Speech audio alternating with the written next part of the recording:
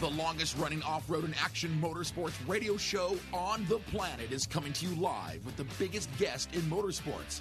Here is the only man on the planet who can pack this much dirt slinging and tire slaying into 2 hours a week. Sit back, strap in, and be prepared to get your ears blown. Here is Jim Beaver and the Down and Dirty Radio Show, powered by Polaris Razor.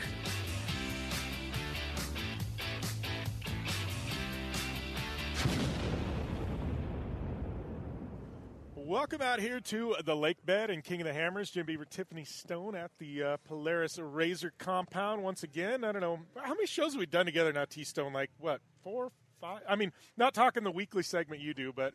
I think this may be, 4, 5. A couple of remotes. I don't know. I feel like for the last year we've spent a lot of time together. Absolutely. Not a bad thing, though. No. We always have good stories. Yeah, especially when you mix in the Vision guys, and I don't know, we've had some adventures.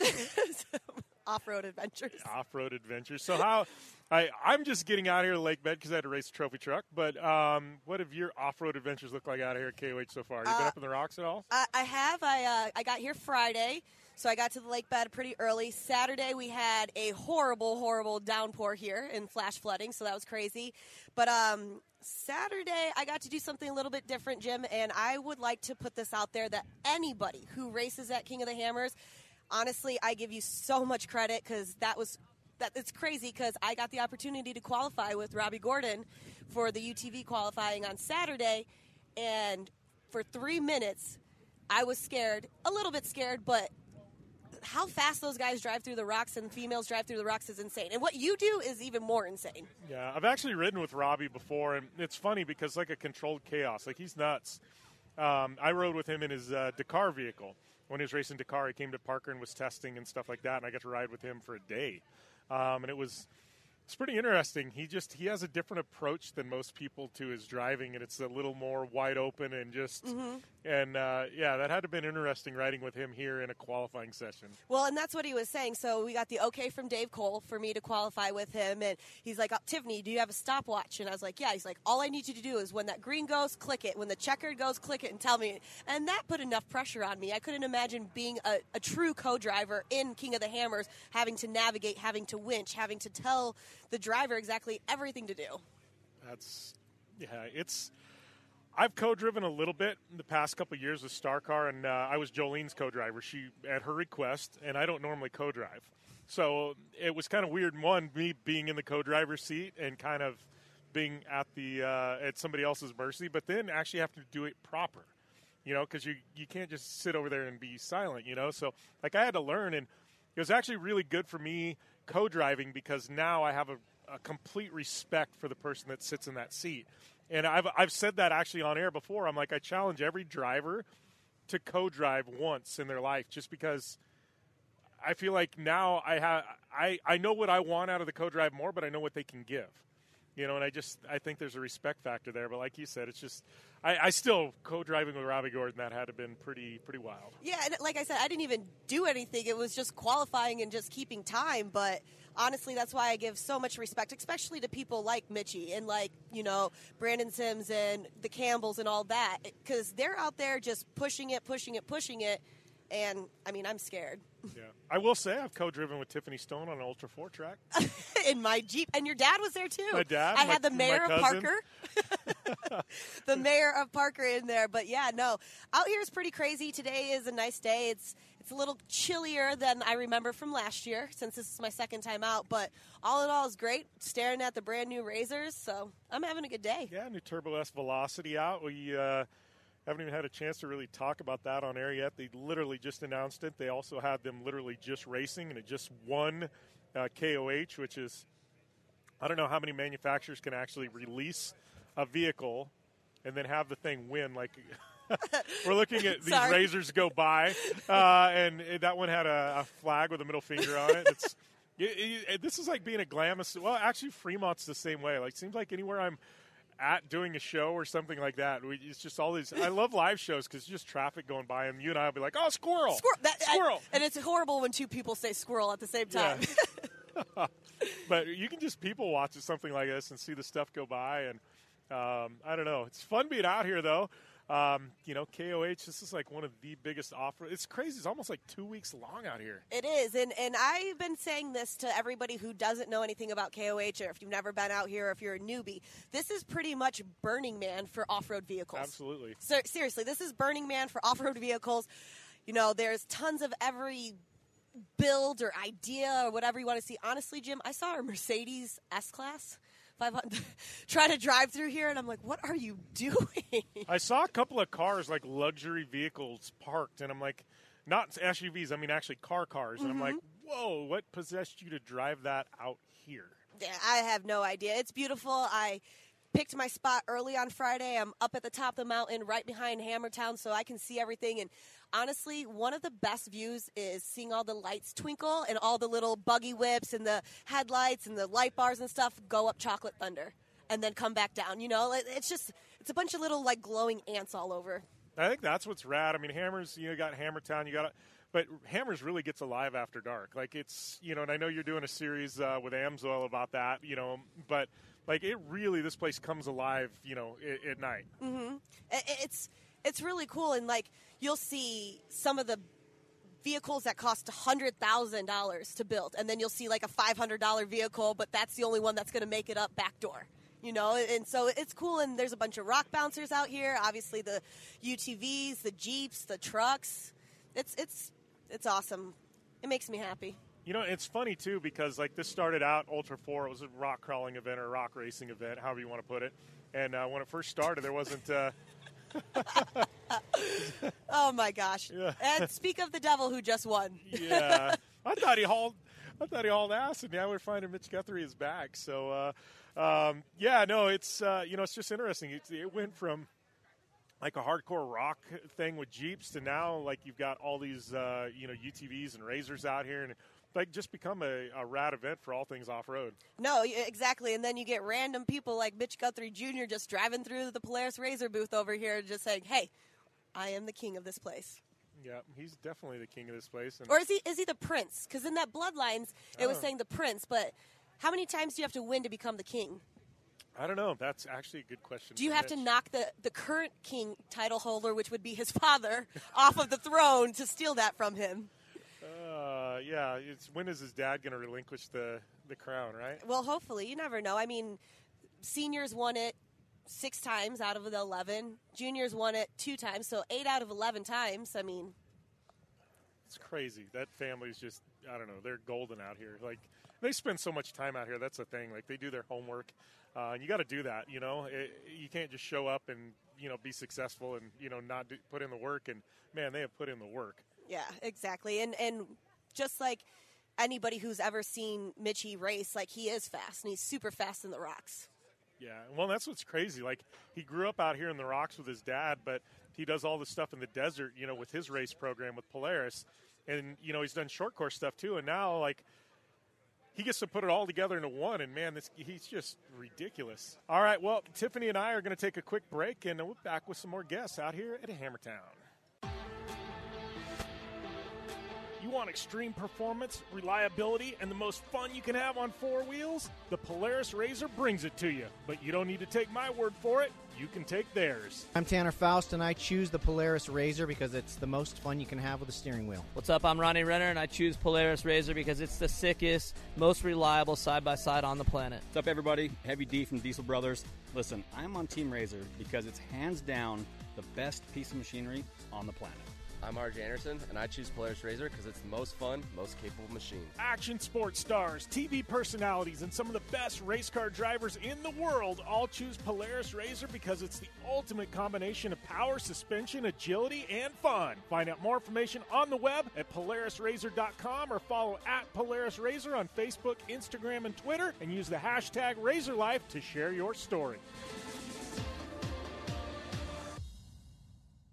For 100 years, General Tire has provided tires for your lifestyle, your adventure, your anywhere. Born from competition, the Grabber tire offers the durability and off-road traction you demand in a tire. We put these tires to the test in the harshest off-road racing conditions to give you a tire that will make your anywhere possible. So let us take you on your next big adventure. Tweet us photos at General Tire, hashtag anywhere is possible. Because with General Tire, anywhere is possible.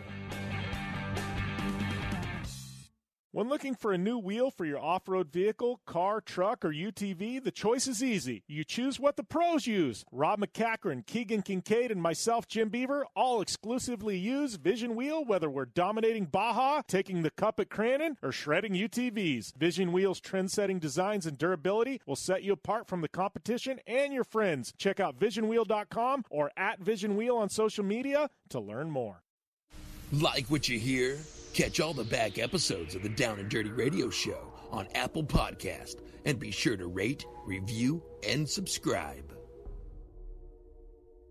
All right, we got my man here, Evan with Polaris, out here at King of the Hammers, T-Stone, Jim Beaver, and Evan. And I got to tell you, all smiles today. Team Razor just flat spanked everyone. Oh, my gosh. I think I lost. I'm already sick. We discussed if I could even come on here due to my voice, but I think I lost my voice again yesterday just cheering for like 7 cars in a row, first 7 all Razors, dude. That's like, and this is this is toughest race on the planet for what it is. I mean, I'd say King of the Hammers and Dakar Rally to me are like 2 of the toughest races. Just, and they're complete opposite ends of the spectrum, but that puts it into perspective how tough Hammers is, Dude, top 7. I mean, there's, like we were talking, there's some good competition with the other manufacturers. And there was some guys up there in the hunt early, but they just dropped off, and Razor just kept pushing on and pushing on. I mean, man, and Mitchie. I mean, oh, man. This is one of those I kind of felt boy. bad. I kind of felt bad for Mitchie because I figure with all this bloodlines and all, I mean, he had the full-on corporate push. I mean, this was like, Mitch, you're our guy. Like, you're out here. Mitch, you better deliver, buddy. And did he not deliver? Holy crap. And, I mean, it wasn't like just a win. That was a massive win. Just like last year, I mean, he was like something like a half hour in front of everybody else. Our one of our presidents was like, what are you guys going to do if he doesn't win? And, of course, we have contingency plans. But, man, he just was out there with Phil for the whole desert section. He said he saw Phil go up Clawhammer, and he went up the other side on Full of Hate, and that was the last time he saw another car. I mean, he was on fire, just like Joey said in Bloodlines. It's almost not even fair. Like, he is the fastest person in the rocks. I'll say that to anybody. I mean, it was just even faster than his dad now. And he overcame the grasshopper, overcame the teacher at that point. Yeah. So now I think Mitch Sr. is going to start riding with Junior just to learn the tricks now, right? I'm not confirming anything, but I heard Senior say those words identically last night. He said, I want to ride with Mitchie for one more win. You know what, though? Wouldn't that bring this whole story full circle? Yes. Like with Senior to ride with Junior to win. Like, I think that would be like the whole – like, to me, that's like the proper – I don't want to say send-off for Senior because the dude's still one of the top guys and, at King of the Hammers. But, like, I feel like that just means – that would make it right. Such a cool – I mean, Mitchie rode with him for all the years winning – reverse the roles. They just switch seats, It's such a cool story. And as, huge athletes for us, I couldn't be more proud of Mitchie, the whole family. They plan and prepare more than anyone or, more than most people, if probably anyone for this race. They deserve it, man. Yeah. Well, and talking about that, I mean, we haven't even talked about, the Turbo S platform. I know you guys just launched the Velocity series of the Turbo S that was out here, and those things were in competition like the week that they were released, Yes. I mean, it's just we're only like halfway through Hammers, I guess week and a half here, but man, it's been a solid showing for Polaris so far. Insane. I mean, the fact that what was really cool, so first place, Turbo S Velocity, launched last Tuesday. Now it's already winning championships. Yeah, we didn't even get a chance to talk about it because it hadn't been launched yet. When we had you on a week or so ago. I had like a wink on the whole time during that interview. Yeah. And I knew it was coming, but it's like we can't talk about it, right. So it's just – But we had that go. Wayland in the Turbo S with Dynamics was second, and then Brandon Sims in a 64-inch Razor with Dynamics. Like, every different vehicle we have on the podium, and just – we have the Velocities here. People are trying them out. It's so cool to have it win the Hammers race, and then everyone's here just demoing and trying out the new vehicle. Yeah. And us talking about Sims, I love Brandon. He's a really good friend of mine. The real queen. Poor guy. Like, we've talked about it. He's probably – how many Hammers podiums does he have? Man, he wins second every other year, I think is what he was telling me. When he finished second physically, and then a penalty swapped him and Wayland. I said, did you prefer actually getting third to not be the queen for like the 5th time ever? No, and what's funny is like he's probably one of the most decorated KOH drivers of all time, and yes. He just doesn't have that win, and it's because of Mitch Sr. He told me to introduce the highest average finish as a new spec, and he's like, awesome. It's me. Well, consistency is key, though. Consistency wins things, especially, in series and race series. Yeah. If you're consistent, you're consistent. It's like, remember when was it Tim Farr in the short course? Like, because Kyle Chaney would just win, and then Tim Farr would be second place every time, and then it would be the same thing. Yeah. But I was talking to Mitch yesterday, and he was telling me between him and his dad, they've won 8 out of 11 King of the Hammers together. Yeah. Well, not together, but combined for the Guthrie. Sims, you know what Sims is? And I do this comparison with the utmost respect. He's the Ryan Lochte of of King of the Hammers. Lochte, like, he would be like the winningest swimmer of all time for the United States, actually globally. But Michael Phelps was always there, right? And I feel like Sims, at least in regards to KOH, he's like Lochte. Like, he's just like, what do I do with all these silver medals? He's gonna find his win sooner than we all think, I bet. But he and Mitchie are getting to be a pretty intense pair. I mean, anyone could win, like we were talking last week or 2 weeks ago. There's like 8 to 10 people who could just come win this race. The competition is insane. And like you said with the other competitors, the Blurtons, the Currys, the Greaves, like, there's a lot of guys out here who really good drivers. Yeah. And speaking of guys, actually, not guys. Well, Sarah Price qualified 7th. Yeah, in the top 10. And insane. she was in there in the hunt for a while, and I know she ended up having some problems. And I think she finished, but it was like she timed out or something at the finish. But solid effort by her. And I know this is maybe her 3rd time doing KOH, but I think she's going to sneak in there and take a podium, I would say, very sooner rather than later. The more rock experience, the better she'll finish in the big race. Obviously, she's fast. We know that. She can drive a truck like a bat out of hell. I mean, she's got all the right parts, and rock is so unique. She'll just get better every single year she does it. Well, and that's the thing, it's like with KOH, and I know, I was going to do it this year. They changed the date, so I had to run the trophy truck a couple days ago. But it's one of those, like, I want to come out and do it, but I think for anybody, you can't go in the first year and go, hey, I'm going to podium or I'm going to take a top 10. Unless you're Bryce Menzies. Dude. And what can he do? And I think, honestly, and Bryce will probably be the first to tell you, finishing 7th in your first KOH, just finishing your first KOH, dude, that's a win. I mean, I expected him to do some amazing things out there. He had an awesome co-dog, and, who sat with Mitchie last year for the win and was with the Currys in the past, but he can take direction very well in something that he doesn't have a ton of experience in. Obviously, he can drive like no other. But having that rock experience right next to him and learning, like, literally in the first King of the Hammers race, I mean, what a cool story. I don't think he was out here pre-running at all. Like, maybe a little bit, but I don't think it wasn't like he spent a month out here, you know?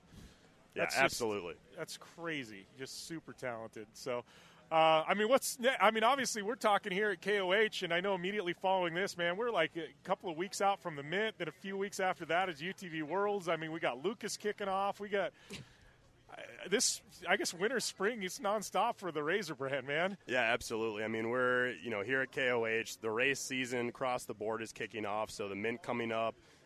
All the seasons are getting into gear. San Felipe's not too far off in the future. Brand new vehicles out here in the field. We're just, as always, full systems, just full throttle going straight ahead, man. Yeah, and I do, I think rumors are there's some surprises maybe later this year for a lot of the Razor fans, and we don't have to talk about those, but I think... what are those surprises? Yeah, Jim, do you know what the surprises are? I've heard a few rumors, but I think this is definitely, if you're a fan of the Razor brand, 2019 is going to be a good year, right? Oh, yeah, absolutely, man. We have...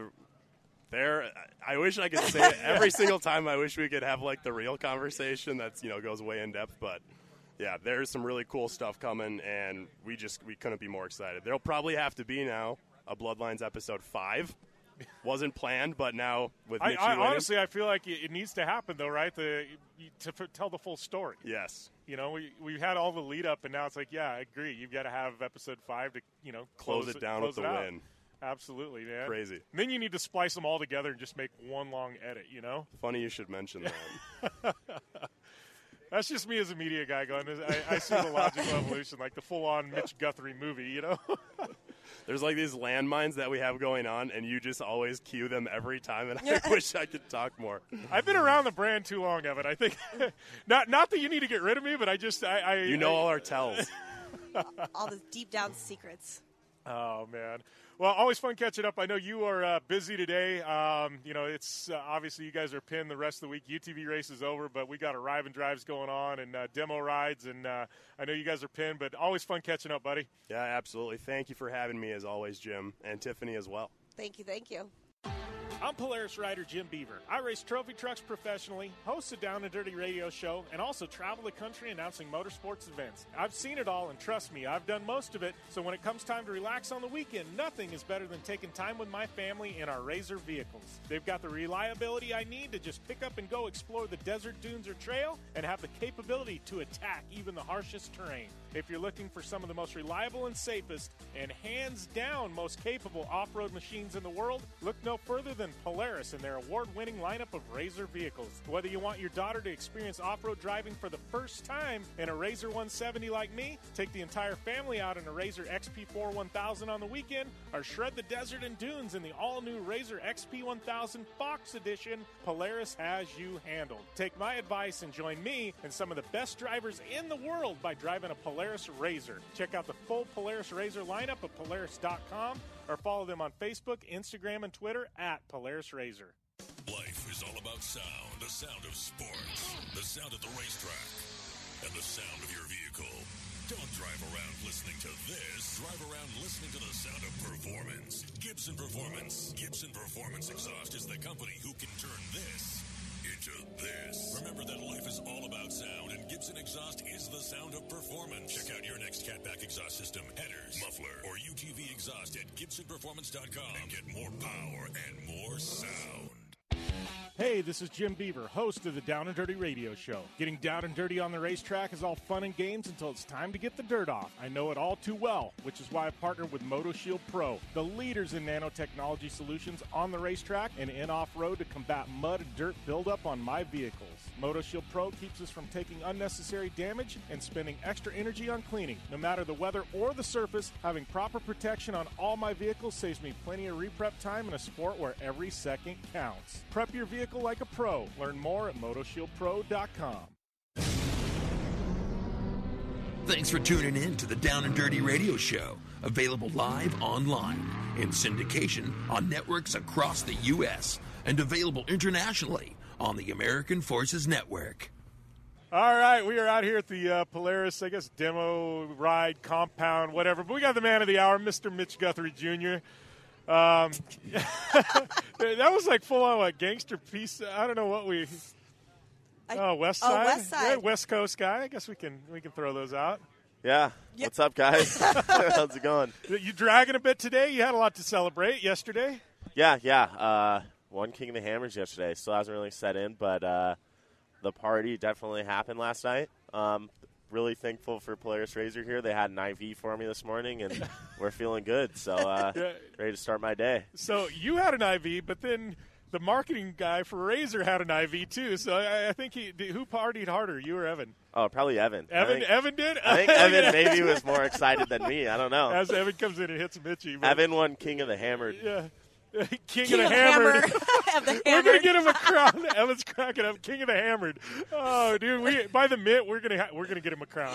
Yeah. Ooh, that's what we should get. We should prevent Evan or present him one at the mint, right? Absolutely. Do I get him a Burger King crown though? Oh, yeah, one of the little ones they give at Burger King. The just wrap it with all Polaris RZR stickers. Oh man.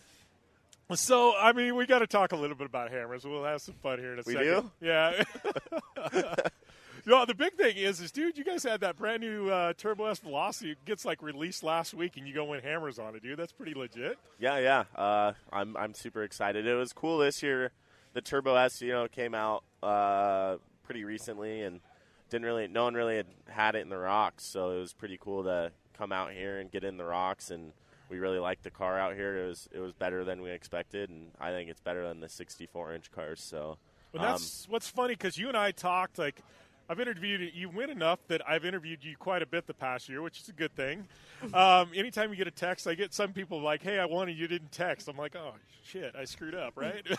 But no, I mean, but you were talking about that, and you guys obviously, and even your dad, I called him and we were talking, and you guys had these cars sitting there that won hammers. You know that they can win hammers from last year, and then you guys decided to go to the Turbo S route, and I knew like. You guys were a little nervous about that, but you said the first time you came out here pre-running, like that went out the window. You're like, "Oh, these cars are rad." Yeah, exactly. Yeah, I mean, it's just they're different cars, so having more width to them can kind of hinder you in some spots. But I think the pros and cons kind of even out, and it's more pros for sure. So the Turbo S is pretty cool, and out here in the rocks, it just has a lot of stuff that it does well, and then also. Obviously, everyone knows how that thing does through a desert, so you gain a lot of time there, too, so that's awesome. Yeah, do have to ask. I know, obviously, there's been the bloodlines with you and your dad. Obviously, he's stoked on your win. He doing all right, though? 'Cause it sounds like he had a little bit of eventful race yesterday, which is out of character for him.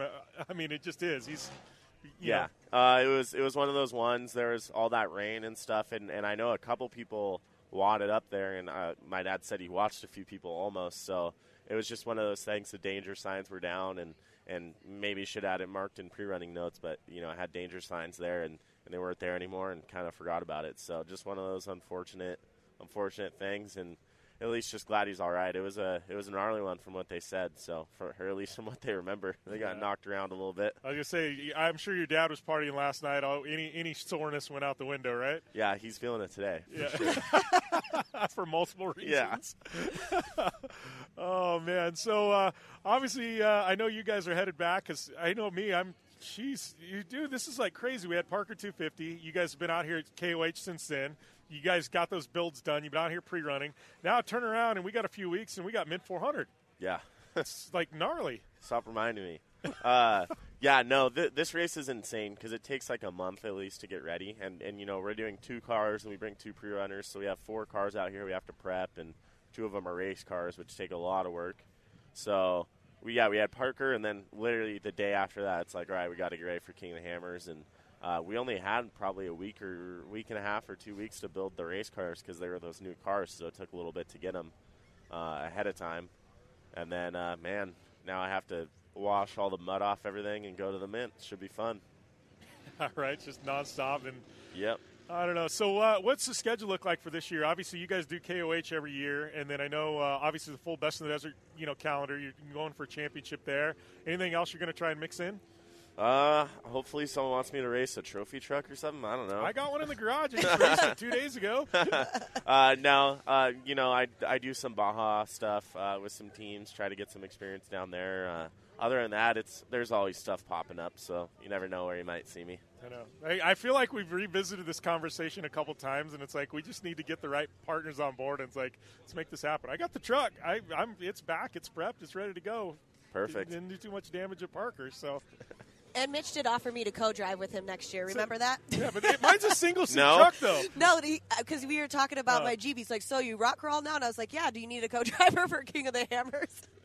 That doesn't mean you're a good co-driver. I didn't say anything. Listen, I will be well prepared with snacks, though. All right. Okay, you're in. Water and snacks. That gets you everything. Water and snacks. Well, that's something, too. Like, I mean, you here at KOH, you've had the benefit of some really rad co-drivers, but how is it? Because your 2 wins have been with 2 completely different co-drivers, right? Yeah, so I had Oren Anderson. He was in with Bryce Menzies this year, but he's a badass. Yeah. He's professional co-driver pretty much. I think people are lined up to hire him. Yeah, right? So he's actually co-riding full-time for Bryce this year in trophy truck and everything. So that's awesome for Bryce, and then Bryce stole him. So then we were kind of really didn't know who, and we're like, John Crowley. That's awesome. He has so much experience up here, and it really, really worked out. We got along well, and we've known John forever. So it was awesome having him in the car, and had to have him get out a couple times, and he's able to run up those rocks, even though he's a little older, And, I'm kidding, but yeah, it was awesome. John did great, and obviously it worked out. So I'm happy with how things went. All right, so putting you on the spot here, I heard you did the entire race and you didn't winch once. Truth? Truth, man. So I got to ask, your lines, I know you did your homework, but there had to have been a point where you thought going into it you were probably going to have to winch. Like, did you just, how did that happen? Because everybody winches. Yeah, so when we pre-ran, it's like, all right, there were 1 or 2 spots where we're probably going to have to winch here. But like I always say, once, like, race mode happens, I don't know what it is, or you're in the race cars and things change a little bit. So the 1 or 2 of them towards the beginning, we didn't winch, and I'm like, man, this is awesome. And then outer limits actually changed a little bit, and the one spot where we were like, we're going to have to winch here, got filled in with some rocks, and that's kind of shows what Johnson Valley is. You never know. A day later, you could come, the obstacle could be easier or harder. And then there was another spot actually before where we thought we were going to have to winch that we just about were going to winch up it, and then finally I gave her a little more gas and we got up it. So it's just one of those things out there. You never know. So I got to ask, though, last year you won, and I think it was coming down backdoor. You had a little bit of a pucker moment right towards the end, and it was gnarly last year. It was all dug out. Any pucker moments this year? Because that one, it was like right at the end, and I know you're like, man, I didn't want to throw it away. I knew it was going to be hairball going down there, and it all worked out. But any pucker moments this year? Yeah, there were a couple. Out in the desert, we had a couple of sketchy ones and almost pulled a Mitch Sr., but kept her together. And then in the rocks, yeah, there were a couple moments where we got a little bound up. And one of them, I actually took a wrong line, and I should have just turned around and went back to where I came. But I'm like, I'll just go down this hill here. And it was like a V ditch, basically, with like a giant boulder, and I center punched it, and I was like, we're about to get stuck, and somehow we were able to like back up the hill a little bit and get around the boulder. But yeah, definitely sketchy moments. That's what makes King of the Hammers the race it is, though. All right, so switching gears now.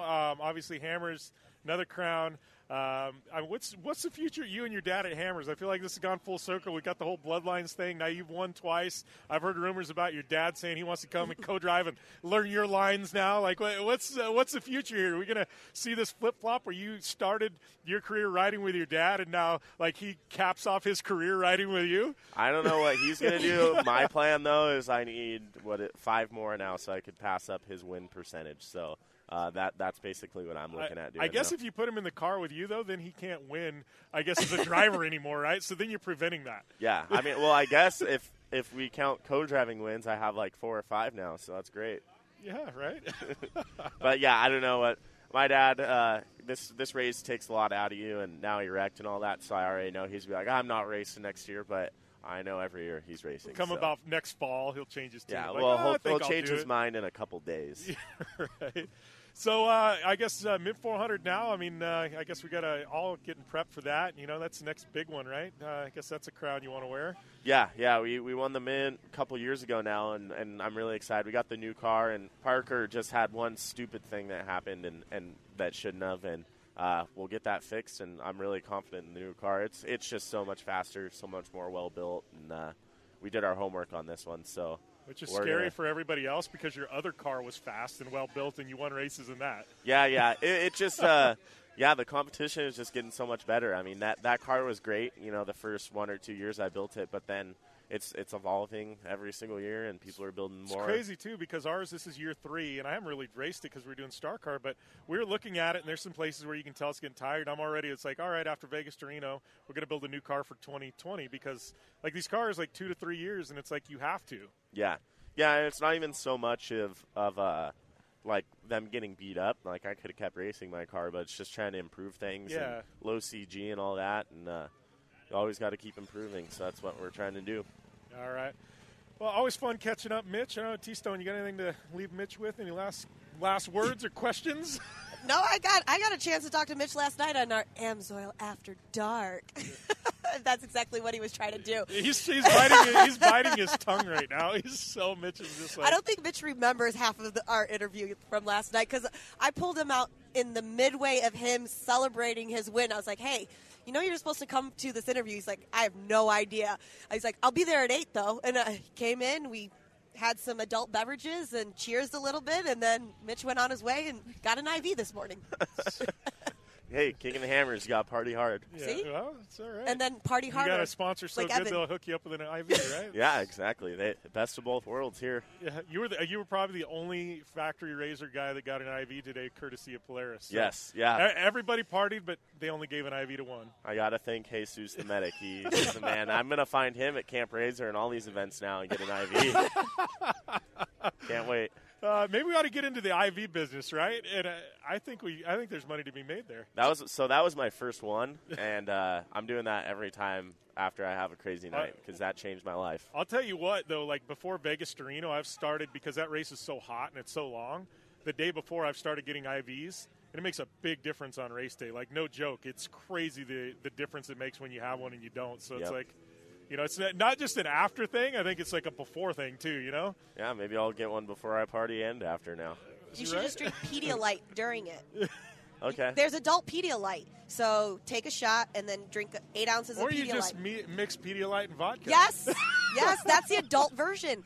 Right? It's like double whammy. Where have I been? I used to drink. See, when you get a little bit older, Mitch, you learn these things because when you can't survive anymore. I used to mix vodka and Gatorade together, and I would call it Haterade. That was our college drink. But we used to use Haterade. no joke. It was the Safeway brand had their knockoff Gatorade was called Winners, and so we dump half the Gatorade out and fill it half with vodka, half Gatorade, and if you finish the whole thing, you were a winner. So winners win. So you could just I'll be try like, that out. winners win. Well, we'll just bring you some Haterade to the Mint 400 after you win. All right, that's a great plan. Thank you. What flavor do you like? Of Gatorade? I don't know. You choose. You're the pro, apparently. I haven't drank in about 10 months, but it does help you. So just drink Pedialyte during the day, adult Pedialyte. I haven't drank in 10 months. What's your problem? I don't know. She didn't even celebrate with you last night, Yeah, Mitch. I know. No, I I said, I don't have service. You have to call me. You have to call me. And he's texting me, where are you? I said, you have to call me. I don't have service here. Well, next time. See you at the Mint. We will be there. So we'll continue this conversation Friday at the Mint. All right, guys. Well, thanks for having me. All right. Thanks a lot, Mitchie. Always fun. Congrats, buddy. All right. Thanks, guys. Appreciate it. You want extreme performance, reliability, and the most fun you can have on four wheels? The Polaris Razor brings it to you. But you don't need to take my word for it. You can take theirs. I'm Tanner Faust, and I choose the Polaris Razor because it's the most fun you can have with a steering wheel. What's up? I'm Ronnie Renner, and I choose Polaris Razor because it's the sickest, most reliable side-by-side on the planet. What's up, everybody? Heavy D from Diesel Brothers. Listen, I'm on Team Razor because it's hands down the best piece of machinery on the planet. I'm RJ Anderson, and I choose Polaris Razor because it's the most fun, most capable machine. Action sports stars, TV personalities, and some of the best race car drivers in the world all choose Polaris Razor because it's the ultimate combination of power, suspension, agility, and fun. Find out more information on the web at PolarisRazor.com or follow at Polaris Razor on Facebook, Instagram, and Twitter, and use the hashtag RazorLife to share your story. Looking to have some fun on four wheels? Dirtfish Rally School has you covered. Packing as much adrenaline and adventure as you can handle into high-performance all-wheel drive and rear-wheel drive Subaru rally cars is where the fun begins at Dirtfish. Just 30 minutes outside of Seattle and Snoqualmie, you'll get a chance to train up to 3 full days with some of the country's best instructors and be put through the high-octane rush of rally on mud, dirt, and tarmac. Get started today and call 425-888-7715 or visit us online at dirtfish.com and use code 911 for a 15% discount.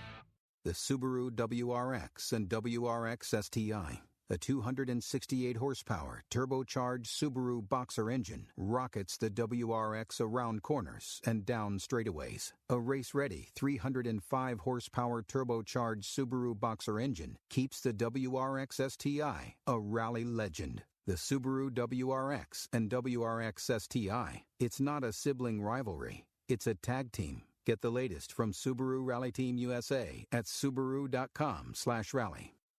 Like what you hear? Catch all the back episodes of the Down and Dirty Radio Show on Apple Podcast. And be sure to rate, review, and subscribe.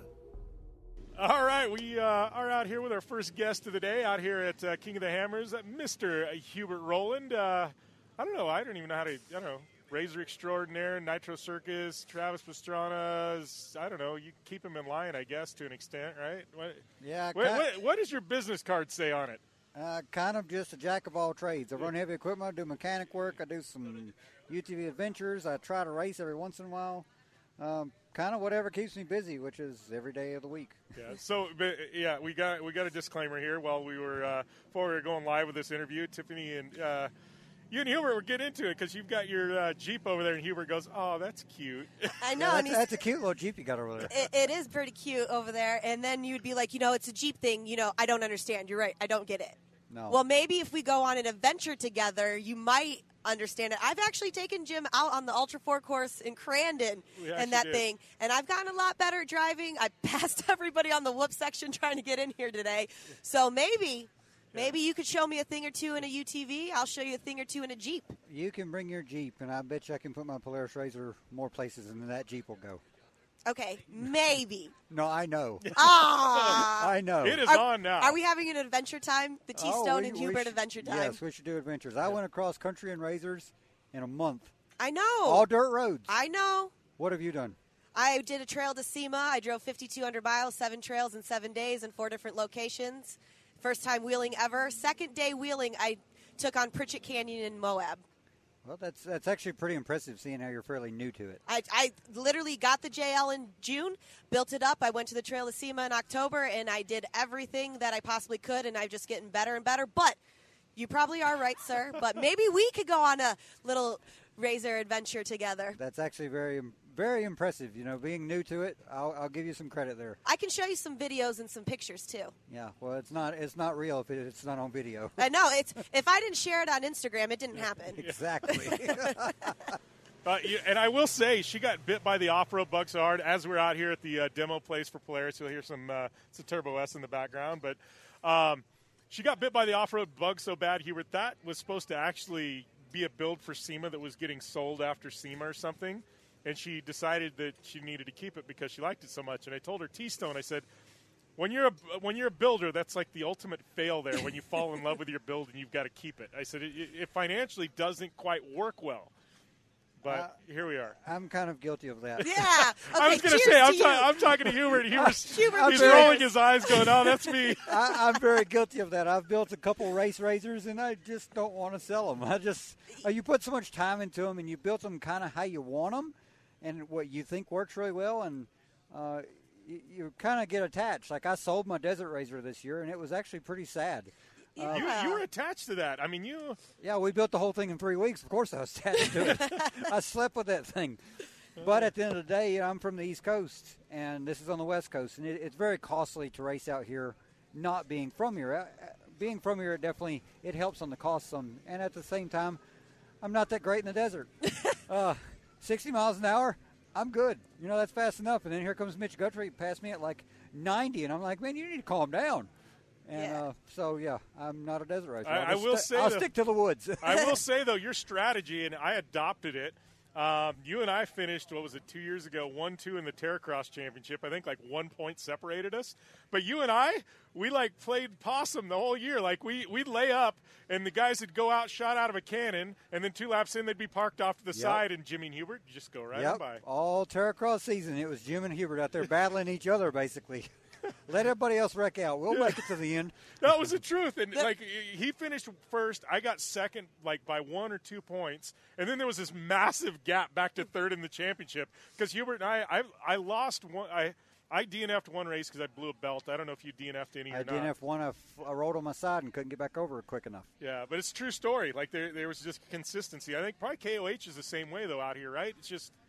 It's very much like that. So last year I raced King of the Hammers for the first time in kind of a stock platform RZR with just tougher parts.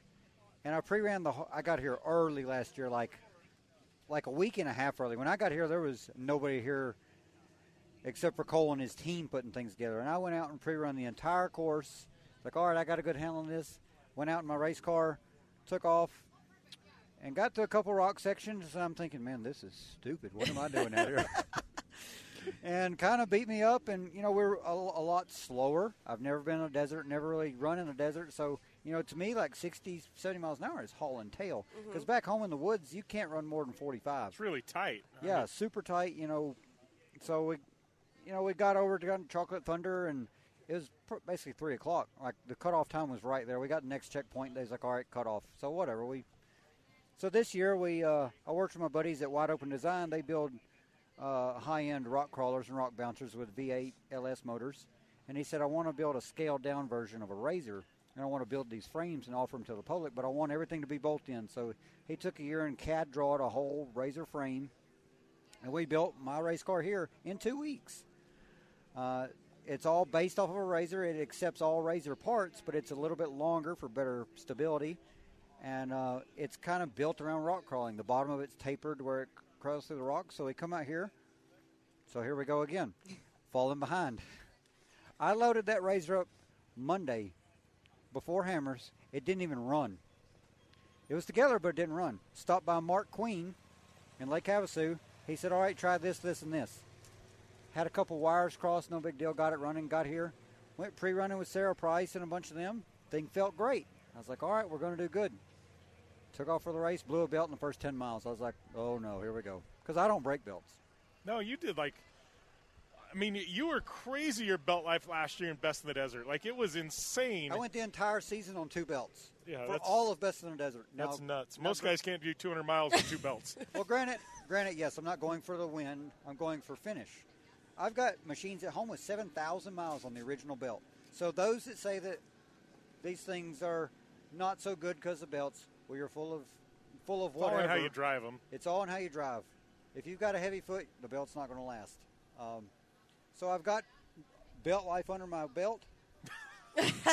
Notice that. Dun-dun. We go out, we get running, and we're doing great. We get to the last rock section, and it all falls apart. We get in a traffic jam, and we break the winch cable, and then the primary clutch got so hot, the bearing froze up. How do you break a winch cable? That had to have been some heavy-duty winch in Hubert. Well, when you put the front tire against a wall and expect it to pull you straight up it, it doesn't really like that too much. But at the end of the day, we got through it, and we finished barely outside the time frame.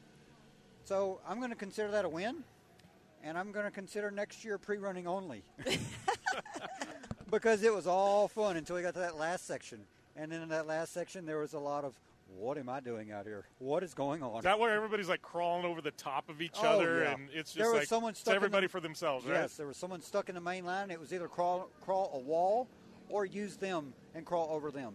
I picked the wall, and, it didn't really work too well. So, but we finished. I'm going to count that as a win, and we're just going to go from there. Well, that's what they say. Like, KOH, I mean, you've got to, when they say, you got to finish to potentially win, or you got to finish first, but look, it's the truth out here. Like, you have to drive to survive. You can tear your stuff up in 5 miles. Yeah, so, like, my co-driver, I had a co-driver lined up. Well, last minute, he couldn't come. He said, I just can't leave the office, too much money gone, whatever. I was like, all right. So my buddy that built the chassis for me, he knows a lot of guys in the hill killers that do the hill climbs and stuff. And he said, he's going to be out there. He'll co-drive with you because he's doing the shootout race tonight in one of the big hill killers. And just big rock bouncer. I was like, all right. So I got a hold of him, and he said, yeah, I'll co-drive. He's pretty loose cannon. Like, this guy's wild. And you got to be halfway wild to climb up them hills that are vertical. I bet it was 10 times. Hey, if you get tired, I'll drive. I'm like, that's all right, man. I was like, I want to get it to the end. So he gets in, co-driving. He's watching the screen. I bet I missed 4 turns. I'm just following ruts. We get all the way top of the hill. He's like, yeah, we're nowhere near the line. I was like, where were you back there? Where you're supposed to be navigating? Oh, I was looking at that mountain over there. I'm like, come on, man. Come on. Super good dude. Super good driver. Maybe not the best navigator, but he's a heck of a winch guy because he knew where to winch from and he got us through it. So that's huge out here.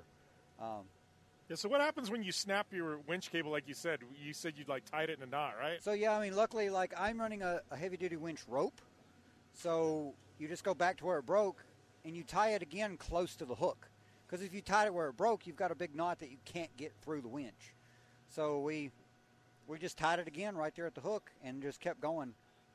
There was a section of the rocks, it was a couple 100 feet long. I looked like a puppy on a string. Like he's just walking with a winch rope and I'm following him. Because you don't want to wind it in. It takes too long to go in and out. So it was complete carnage in some areas. I'm thinking, what is that movie right now? You got, obviously, I probably can't say that. That's podcast, but shitter's full. Yeah. Right? That's the truck that's backing up past us right now. Yeah, no, We're all good. Yeah, back home, they call that the honey wagon. The The honey wagon. I just, Uh-oh, we got the snort. T-Stone got the first snort of the show. snort is coming out right now. Oh, my goodness. Oh, man, too funny. So, yeah, that's my King of the Hammers experience. It's going pretty well, and now I'm the day after. A little bit of minor work to the car. We're actually going to strip it and powder coat it, and then get ready to do some more stuff, more adventures. This year I'm doing UTV adventures kind of all over the country. We're doing power sports safety with kids. Nice. To where we go into schools and talk to kids about, safety. I show them a video of all the wild stuff we do on Nitro Circus, and they're usually the first question is, well, how do you do that? I was like, all right, well, how do you walk? They're like, is it much thought to walk? They're like, well, no, it's easy. I was like, exactly. You had to learn, and then you just practice and practice and practice until it's really no thought. I was like, it's kind of the same thing in stunts. And the best example I give the kids is I was like, all right, so when we do big stunts like what you saw on TV, I said, it's awesome, it's cool, all that kind of stuff. I said, we have ambulances and paramedics and doctors sitting there waiting just in case something happens. I said, we don't want anybody to get hurt, but it's, whatever, it does happen. And I was like, if you're out riding trails, is there a doctor sitting there waiting just in case you get hurt? And they're like, no. I was like, all right, so that's why you need to be safe. You need to wear the right helmet and stuff like that. That way, if you do happen to fall over or tip over, you won't be hurt very bad and you can still get back home. You've got to be safe. So we're teaching that to kids. We're having helmet reps come in and put helmets on all the kids. As we see this 170 just zip by with these kids. Yeah, he's probably running 50 in a 45. Yeah. Maybe in a 15, actually. But, yeah, we're doing that, the adventures. We'll do a couple races. That's kind of what we're doing. You said the the stuff in the back. I know we were talking about some of the stuff in the southeast. It's totally different than when we get out here because you guys are running through the woods and the stuff I see is the crazy videos like the hill climbing stuff where the guys are going over backwards and tumbling backwards down the hill and this stuff's gnarly. Yeah, we got some rednecks that put a new meeting to wild. I'll say that. And there's no substances involved. They're just wild in the head. My co-driver yesterday was one of them. Like, you could point him at that wall over there and say, go up, and he's like, okay, how fast? I'm like, wow, okay. He sounds like my kind of person, though. Yeah, he's a loose cannon. There's another really well-known hill climber guy named Tim Cameron. Okay. Anybody can Google his videos and see. Him and my co-driver, they're always battling top two spots. Just nasty, straight-out, unreal stuff. But they're really good drivers, and see, back east, yes, King of the Hammers is hard because they give you a time frame. Yeah. But physically, I don't feel it's as hard because you have traction, it's dry. You're really just bottoming out over things. There's a couple fairly big climbs. Our climbs are a lot shorter, but they're nearly straight up. And then there's rocks in them also, and then there's mud.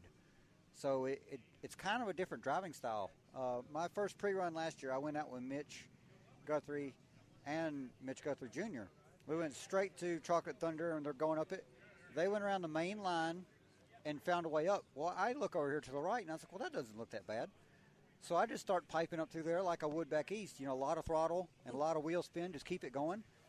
Got hung up, backed off in a hole, flipped straight over backwards. Mountain Dews flying everywhere. I mean, it was just carnage in front of the champion here. Like, who's this hillbilly over here doing this stuff? But I learned pretty quickly that it is a different driving style out here. It's a little more controlled. It's kind of like finessing it all the way up. A little It's more throttle finesse control. You got to heat up the tires because of slick rock. And once you heat up the tires, they'll be a little bit more grippy. But I've driven down in right side out of Atlanta, Georgia, and I've been out there, and it was really muddy, and that makes me nervous, which probably you're great at, but that makes me nervous because you can never know if you're going to get the grip, and you're constantly slipping. Yeah, out here it's definitely more finesse. Back home it's quite a bit more just throttle.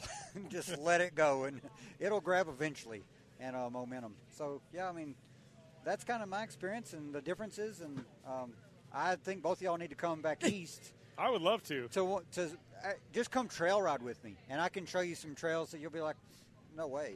I need to go and literally, take it 2 weeks and do this whole East Coast swing because I want to go riding with you. I know TP about once every couple of months, we get texting together. He's like, "You got to come to Pastrana Land, and you got to jump some razors, hit the track." Oh yeah. And I want to go have some fun there. I want to go try. I feel like I need to because it's totally different than anything we get out here on the West Coast. Yeah, it's different. We actually have weather. Yeah, right. You have no weather here. I mean, so it rained the other night here. Getting ready for King of the Hammers. You could see the clouds coming for miles, and it was coming in a pretty steady little sprinkle, and people are flipping out. Like the roads are flooding. End of the world. It's a hurricane. All the bread and water is off the shelves. I'm like, it's rain. And it didn't even rain half an inch. No, it did. I'm from Detroit, so I get it. Yeah, I mean, back east, we get that in like just an afternoon shower. Yeah. They're clearing the shelves. Game over. The world's ending right now. It's raining. That is the truth. They start shutting schools down, and it's like, don't go to work. The streets are going to flood. Yeah. And it's like, and everybody, you guys are like, yeah, that's cute. Yeah, that's really cute. I was going down the main highway to town. There's a tractor trailer pulled over. Water's going across the road, and I'm in a Prius, like, zipping right through it, like, no big deal. Move out of the way. It's next level. So, yeah, that's what we got going on for this coming year. Nice. Anything? I know you guys got some secret plans with Pastrana and Nitro Circus and stuff, correct? And nothing you can talk about, I'm sure. Yeah, I went up to Travis's house and for New Year's. We had our little New Year's get together. Your little New Year's get together. New Year's get together. Nothing big, just jumping world record stuff. That's all. What can you tell me about this onesie bet that I've been told about? Okay, so the onesie bet was. Yeah, I heard that was a heck of a party. The onesie bet is over. So. A year ago, this last New Year's, we have our buddy called, his name is Steve. We named him Comb Over Steve. The dude is 30 years old. He's straight bald down the middle of his head. He's grown his hair out so long that he can comb it straight over the side, and it covers it all up. That's Comb Over Steve. Awesome dude, help you any way in the world. Great fabricator. He helps with wood ramps. He helps with metal ramps. He's just a great, great person. If you walked up and seen him, you'd kind of be scared of him. He's got tattoos, but he's a great person inside. Well, he wore a onesie for 3 days straight, our last New Year's party. He had a squirrel onesie, a PBR onesie, whatever. So we're sitting there at breakfast the day after New Year's, and one of our buddies said, "You've been wearing a onesie for 3 days straight. I'll bet you won't wear a onesie to bed every night for a year and send it to us on a group chat picture." He took that bet. So a whole bunch of us threw in $1. We have a group text that has 365 pictures of him in a onesie. He did it every night for a year. He even had a little Instagram post for a little while. He won $37. $37. The best $37 he ever won, too, I bet. And you know what? He's fully about the bet, not about the money, because he spent a $40 Uber ride to get back home just to get his onesie one night. So that's all about the bet, the principle. And so he cashed out on his onesie bet for this New Year's, and we were like, all right, double down, do it again. He's like, nope, I'm done with the onesie. It's hanging on the trophy wall at Travis's bar. That's what's funny, and what I've learned about Trav, just, and being around him and anything I've done with him, there's always got to be a bet involved. It doesn't even. It's got to be. Some of them are just meaningless bets, but the bet has to happen. Yeah, and we're not talking. It has to be big money. There's just got to be a bet. No, it's never the money. It's the principle. Yeah. It's just putting something on the line to make you try a little bit harder. People have asked numerous times. Where did Nitro Circus come from? What does it mean? I don't know. Like every analyst, they always want to have a meaning behind something. Well, there's really no meaning behind Nitro Circus. Travis's goal with Nitro Circus is for him and his friends to hang out, have fun, push each other past their limits, and everybody get paid. That's all his goal is. And just to be able to hang out with his friends and no one have to worry about anything. And so that's what he's created. And, there's a pretty tight group of probably about 20 of us as an extended group. Hang out, have fun, push each other to the limits, and of course he's the jester of all of it. Like, Jim Beaver, you can walk upright? Yeah, you can flip, no problem, let's go. Like, wait a minute, I have no gymnastic experience. Yeah, but you can walk. Have you ever backflipped on a trampoline? Well, no, I tried once. Oh, that's perfect. You're on the right path. So he definitely likes to try to push people beyond what they would normally do.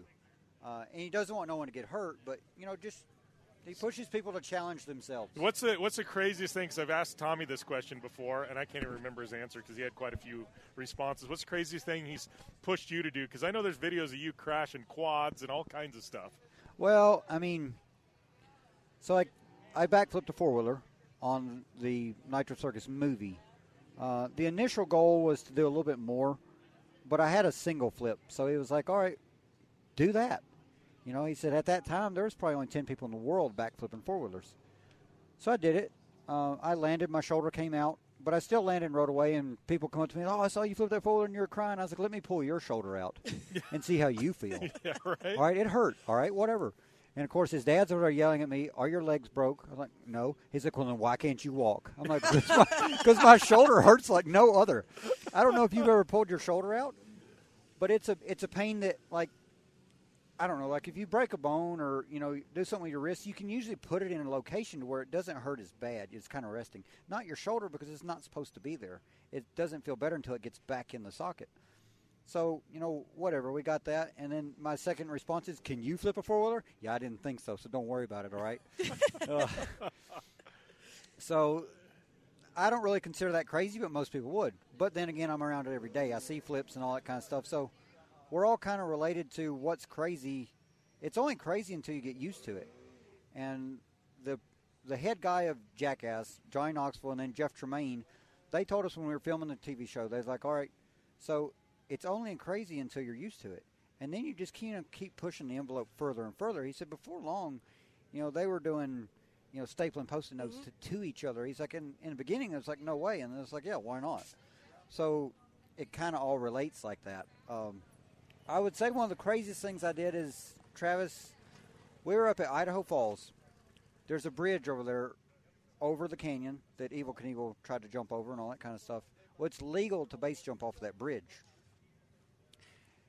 We were up there filming for Nitro. I think it was the third or fourth one. And they've already jumped off the top of a semi-truck off into the canyon, pulled the parachute, all that kind of stuff. And we had Eric Roner there at that time. He was kind of our guide because, that was, his expertise. And Roner was such a good dude as far as just keeping everybody on the straight and narrow and keeping them safe and stuff like that. So he's like, all right, Hubert, you and you, y'all jump off the bridge with parachutes. He said, we'll film it. I'm like, yeah, why not, I guess, whatever. So that was probably the craziest thing I've ever actually experienced and done because I went skydiving with him once before and I kind of understood it, but I really just didn't get much out of it. Like, all right, we're jumping out of a plane. It's windy, and that's about it. You have no sense of falling because there's nothing to determine off of. So we did that. And then we come up, and he said, all right, we're base jumping off the thing, and I'm sitting there at the edge, and it's me, Travis's dad, and I forget, someone else. And Robert's over there just yelling, come on, you got to jump, you got to jump. And I'm like, God, he's not going to show any kind of emotion whatsoever. I was just kind of blank and just kind of keeping quiet. And Eric's over there telling me the procedure with the parachute, and he's like, all right, you're not really going to have to do anything. We're going to hold the pilot chute, so when you jump, it automatically comes out. He said, you just reach up, you pull the toggles loose, and that's how you steer. And just kind of steer over close to the edge and land in the water. Okay, that sounds good. I was like, so these things, they always open up, right? He's like, yeah, they're designed to open up. And he's like, yeah, it's kind of a short fall. It's only 500 feet. He said, but, we've got it. We've done it tons of times. It'll be all right. I was like, hey, that's good. I said, because if it doesn't open up, it's your fault, not mine. He was like, oh, you can't say that. You can't be like that. I'm like, well, it's true. Because I'm only jumping, and that's it. You told me all I had to do was jump, not do anything else. I was like, if it does it, it's on you. And he got all nervous. I was like, look, it's all right, man. It'll be fine. So Travis is over there. He's like, so who's going first? I was like, whatever, I'll go first. So I just hop over the rail, and I'm holding on, and they held the pilot chute. And I jumped straight out, and they told me, whatever you do, look towards the horizon, because if you look down, you'll kind of nosedive. So I was like, all right. So I jumped straight out. And the falling sensation really didn't even happen because it opened so quickly. So I reach up, I grab the things, and I'm kind of steering my way down. But I didn't want to pull it so hard that it would spin. So I pulled it very gradually. Well, that doesn't do anything with a parachute. You got to collapse the whole side. I landed directly in the middle of the Snake River. and I can barely swim. And I didn't have a parachute on. I mean, I did have a parachute on, but I didn't have a life jacket on. So how do you think that went? Yeah, Robert's up there yelling, he's going to die. Because he can barely swim. And it had nothing to do with the jumping. It had Nothing to do with the the parachute. It had all to do with that you landed in the middle of the water. It all had to do with the water was really cold and I didn't have swim classes when I was 5. But we had a guy on the shore. He swam up to me. He released the chute off to me. I kicked my shoes off, and he swam right next to me, and I doggy paddled about half a football field to the edge of the river, and I doggy paddled. I was still doggy paddling in the cattails and the weeds. Because I knew if I was going to stand up, I'd probably sink and I probably wouldn't come back up. When I stood up, the water was waist deep. So the moral of the story is Hubert can backflip things. Do you want to really take him out of his element? Just take him swimming. So we can't go to a pool or anything like that. Yeah, note to self, I don't mess with water too much. So when we go on our little adventures, we have to stay away from the water. I'm not really a water fan. Like, showers are great, but maybe a pool, maybe a good lifeguard. Yeah. Hot tub, it's not that deep. That's not too deep. It's warm. If I base jump again over a river, I will have water wing floaties on my arms. Ooh. That would be funny just because. Just in general. We should have had them. Yeah. Oh, you need the floaties and then one of those little kitty inner tubes, like one with a little unicorn or something. Yes, that's what we need. I'm going to get you one. If we ever meet again or if we ever do some adventures. Oh, we're going to meet because we're going to go riding. Okay, I'm going to get you water wings, and I'm going to get you, you know what we should do? We should get the big inflatable unicorn one that you could just lay on. That's what you should do. Base jump with the unicorn. You can't do that because it's going to block the parachute. Oh, okay, never mind. Now you could try to Who land. needs a parachute anyways, You right? could try to land in it. Oh, that is true. Yeah. Oh, that's smart. Look at all these ideas we're But yes, coming up with. we're all three going to get together in the Absolutely. east, and we're going to take y'all riding in razors, and you can bring your pretty little Jeep out there, and I'll show you where it can't go. And if you really want a four-wheeler, we'll take you out, and we'll beat some body panels up on it. I do we like need to do this four-wheelers. because it's always been my, and TP and I've talked about this. They said, you know what I want to do? I said, I want to go to TP's. We're going to have a lot of fun. But I said, one evening when everybody's got drinks going, I said, I want everybody, I want to get a microphone and put it in the center of the table and get Hubert, Tommy, TP, Jolene. I want to get everybody, all the OGs, just sitting around the table and us just shooting this shit and telling stories. I think it will be the greatest. That'll be the record post right there. No, that's what. And TP's like, dude, we've never done that. I'm like, well, you have, but not actually. Put a microphone. Yeah, we never record it, and some of the stuff you don't want to hear. No, and it'll be all taped, so we can edit some of it out if we have to. But that's my dream. I swear, that's like, you want a viral podcast right there. That's the one. Oh man, we have endless stories, and this all started. I've been helping Travis almost 16 years now. I was going to say, you've been around for, damn near the beginning. They were talking Godfrey when he was in, you were there. It's. Yeah, like I say, I'm almost 16 years I've been helping Travis. I'm a certified technician through Wyotech. I went there for motorcycle mechanics. And I had a lot of jobs around back home, worked for the water department. I run heavy equipment and all that kind of stuff. And I raced all on my own. I raced motocross. That's kind of how I started. And I didn't get to race unless I bought my own stuff. And it's kind of just built my way up, and then I took a job for not really a factory, but a pro racer, Steffi Ball, that raced against Jolene, and that's kind of my initial meeting. She introduced me to Jolene, and I met Travis, and then they invited me up there, and I started helping out, and I kind of never left, and that was kind of initially where it all started from. And thanks to her, I met Travis, and thanks to him, I've seen more stuff than most people see. See, I see more stuff in a year than most people see in their life. Absolutely. And I'm not saying that to brag. I'm just very, very grateful. Travis and his whole mentality of Nitro Circus and just all our friends, it's just unreal. And I wish everyone could have that kind of experience with just good friends. It doesn't really matter. You don't have to go out and break world records, but just go out and have great experiences with great people. And it goes a long ways. And I've been fortunate that I can't say I'm a part of the group, but I've been invited to, I've got friends in you and Tommy and Wessel and Travis and Jolene, and it's like, I've got to know people in the group, and it's, once you're welcome in there, it's just, I've just got to experience things, and it's just the stories and things like that and the camaraderie. To me, it's something special, and you don't see that very often. Yeah, there's a pretty fine line on who's invited and who's not.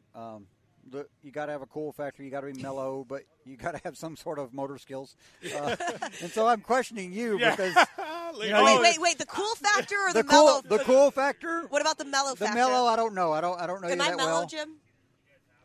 You're mellow. She's really like anybody. She's peaks and valleys. Yeah, if you get to really, really know me, then I'm not as mellow. She can amp it up when she needs to, but she can be down here. That's fine. As far as the motor skills, well, that's to be determined. It will be. Because you say you're new to Jeeps, and that's fine. That's great. Do you have any kind of two-wheel experience outside of a bicycle? Yeah, that delay says no. No, but I'm pretty good at razors. I got a chance to drive the RS1s when they first came out at ERX. Took those out. Yeah, I didn't get invited to that. That was such a bummer. Travis went, and he was sending me pictures that morning of y'all at ERX, like pictures of him, and I was like, shut up, man. Just shut up. Get away from me. Well, I'll show you. I'm here all week, so maybe you and I can end up going out. I'll show you how to wheel a little bit, and when you get to that vertical wall, all you have to do is just warm up those tires a little bit, put it in 4 low, front and rear lockers, disconnect that sway bar. If you're that confident, we're getting in that Jeep and we're going straight to Outer Limits where I had all those wheel problems, and you're going to show me how to go up it then. I have groceries still in my cooler right now that I got. But I carry tools and snacks. Ask any Desert Racer here. They're like, well, Hubert's not that fast because he carries tools and snacks. I got snacks too. Okay. Snacks on snacks. I'm going for miles per gallon award, getting the best. I will tell you this: any race car I'm ever in, there's always 2 beers hidden in there. No joke, because you never know when you're going to get stranded out there. And I always throw a couple of granola bars and a couple of beers in there. And you never know when you get stranded. And if I'm stuck at pulling an all-nighter, I at least want 1 beer. I have 2 cans of Vienna sausages and some crackers. Okay. Ooh. See, he's smart. I know. That's actually sustainable. That'll keep you keep me going for another couple hours. hours. I'm just going to get a buzz and hell with it. Yeah. I bring water and vegetables and almonds. That's all fine. That works too. But I do have a fridge freezer in my Jeep and a trail oven, so I could make food on the trails if need be. Well, them womanly skills still sticking strong. You know, I look like a girl. I talk like a girl sometimes, but deep down inside, I think I'm just a boy. Well, I don't know. Did I get you speechless over here? I don't know what to say. I'm going to just keep my mouth shut. Are you blushing, or is it no, the I'm not runoff? blushing. I'm just His mind's wandering. I'm just not going to say too much. All right. Well, I appreciate the time here, man. It is always fun. I can't wait to do some adventures with you. Super stoked on what you got planned this year, and congrats, I guess, on the finish here at Hammers, buddy. Yeah, thank y'all so much for letting me be part of this. Thanks, Polaris Razor, for putting y'all on, and for everyone here at King of the Hammers. It's a frustrating race, but it's awesome at the same time. I encourage people that want to try it, go pre-run it first, and then you won't want to try it no more. But, yeah, thank y'all so much. I really appreciate it.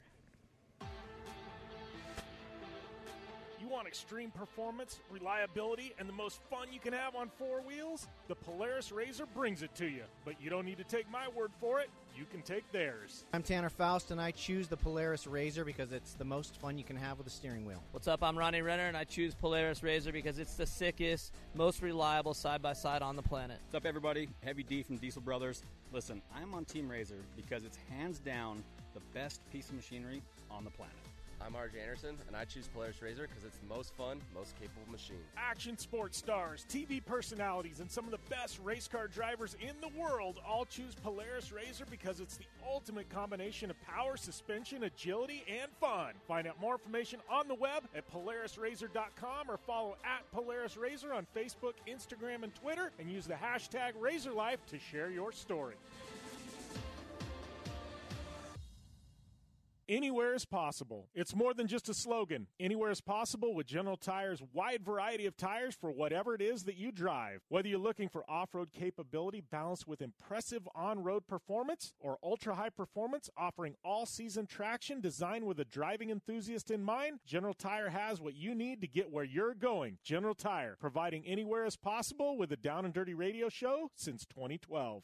When looking for a new wheel for your off-road vehicle, car, truck, or UTV, the choice is easy. You choose what the pros use. Rob McCachran, Keegan Kincaid, and myself, Jim Beaver, all exclusively use Vision Wheel, whether we're dominating Baja, taking the cup at Cranon, or shredding UTVs. Vision Wheel's trend-setting designs and durability will set you apart from the competition and your friends. Check out visionwheel.com or @VisionWheel on social media to learn more. Come to the island and rip it up this summer. Wakeboard Island. It's a skate park on water at Blue Water Resort and Casino. Check out the 2-tower cable system that pulls you and your board over the water. No boats to watch out for, no fumes. Wakeboard Island is open to all skill levels with an open center section for beginners. And for trick riders, a double side kicker and a 60-foot flat box. Wakeboard Island, the best ride this side of the Rockies. Adjacent to the River's Edge Cantina at Blue Water Resort and Casino on the Colorado River in Parker, Arizona. Thanks for tuning in to the Down and Dirty Radio Show, available live online, in syndication on networks across the U.S., and available internationally on the American Forces Network. And that wraps up everything out here from Hammertown, at least as far as audio goes. But thank you guys for tuning in to our show out here. Big thanks to Tiffany Stone, Hubert, my friends at Polaris Razor, obviously Evan, and then the big winner on the weekend, Mr. Mitch Guthrie Jr. Big shout-out to all of them. I mean, Polaris just absolutely dominating effort out here at King of the Hammers, and tons of fun out here, man. I got a lot of fun to have. If you haven't already, please check out our website, downanddirtyshow.com. We'll have full coverage of Hammers Week there on the website. We'll be bringing you coverage every single day of all the things happening. Follow me on social media at JimBeaver15, as well as the Down and Dirty Show's Instagram, at Down and Dirty Show. Thanks to Polaris Razor, General Tire, Subaru, Vision Wheel, Gibson Exhaust, Dirtfish, Moto Shield Pro, and the Blue Water Resort and Casino. Man, I got a Razor in front of me, and I'm going to jump in it and go have some fun out here in the rocks here at Hammertown. So thank you guys for tuning in. Don't forget, once again, go over, hit that subscribe button on iTunes, and we will see you next week with more Down and Dirty Radio Show powered by Polaris Razor.